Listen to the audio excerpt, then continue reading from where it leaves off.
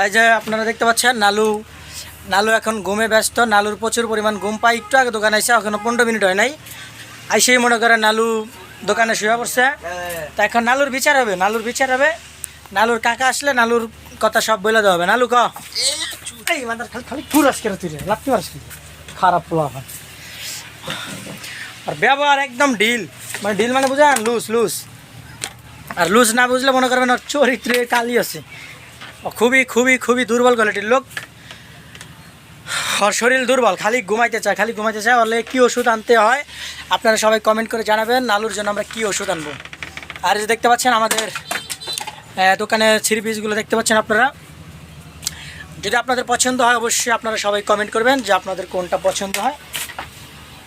আপনাদেরকে একটা করে গিফট করা হবে, গিফট সেই পরিমাণ গিফট করা হবে।